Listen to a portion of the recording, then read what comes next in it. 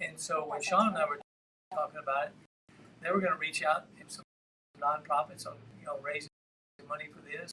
They have ideas. They do this back in Atlanta and ideas that we can, collaborate with to get this built. I'm seeing it as an opportunity. This could be an example for a lot of people in this country, young here in Uvalde. I mean, this it's very tragic what happened, but maybe we can take something and become a blessing to the community. Find some good out of it. Yeah.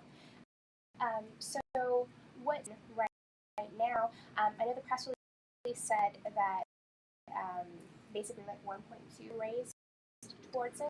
There's been one. I'm going to tell you, there's about $1.6 million right. 1.6. Do you think it'll actually cost? I want to raise between 20 and 25 million. 20 and 20. That, because we need to put a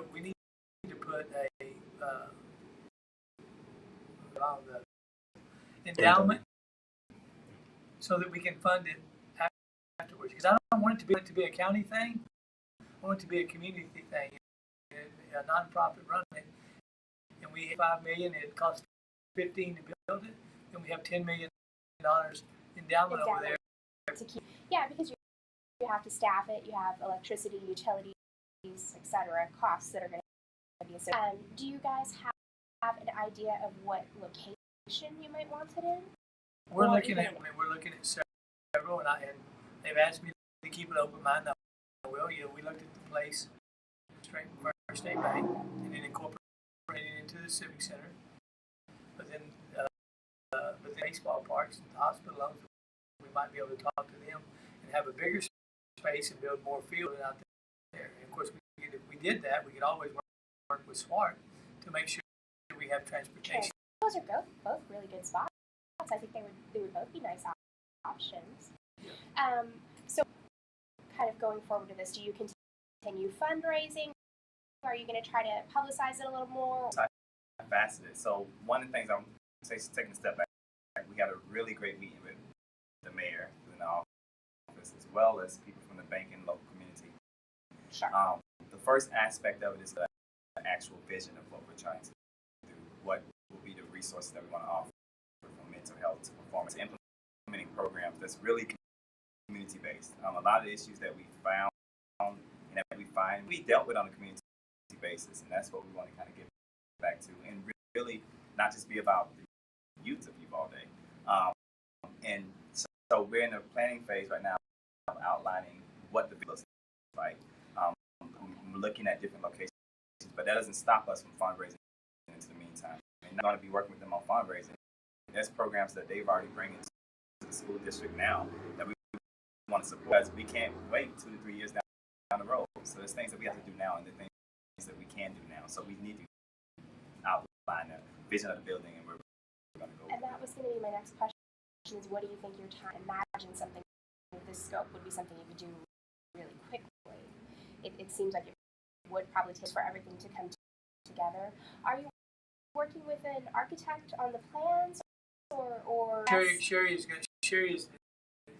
got 2 different architect firms that have agreed to. Oh, awesome. To reach out to them. Perfect. And are they doing that at cost or donation basis? Well, good deal. And so have you guys worked on this type of project before, Atlanta? Yeah, so BlackPush is a nonprofit. We work out of the state of Georgia, but we also there have been gun violence. We visit local communities and we try to help them build a plan to kind of help prevent this. This is now, instead of being reactive, it's being proactive. So we're looking at different communities. We worked with communities to build centers before, but this will be one of the first ones gradually. But it's also about what we can do in Uvalde. It's something that we hope that can be replicated across the country, not to be reactive, to be proactive over reactive. I got you. So you mentioned this strategy, but you've worked with other communities. Can you just give me an example of one or two off the top of your head? We've, since in the last year alone, regretfully, we visited places like Buffalo. I'm from Broward County. Yes, we are in constant communication with people from Sandy Hook. We have been throughout the country, like Mom Demand Action. Not only do we deal with it from the perspective of what we field. We have relationships with different federal agencies. So we actually take what the community says back to these official time-faceted process. So you've got a lot of different problems there, Yes. yeah. And so I know that you guys mentioned that, some of the things you were looking at was performing arts, some computer science initiatives. Is there a specific reason that you have for of things?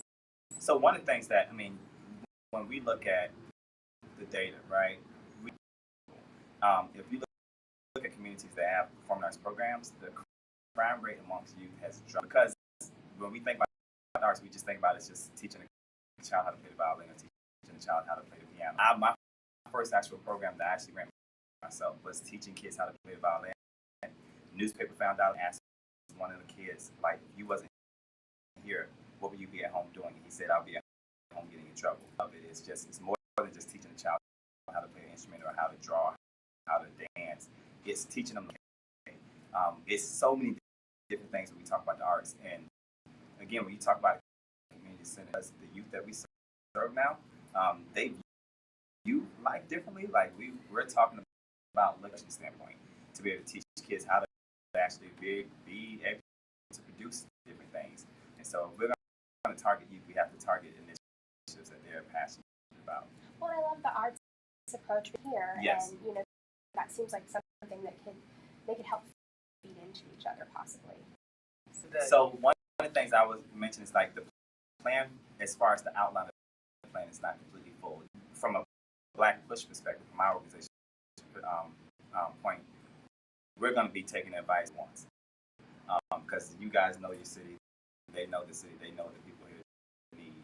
We'll just assist them with helping to fundraise, and that'll be our perspective, and we'll continue to support and come back as much as we. They even invited me to, I think, a youth group that they have, a Christian youth group, and I told them, made a commitment. It's not just about this one particular incident. It's about, as a community, again, we can show Uvalde, we can show collaboration around this country.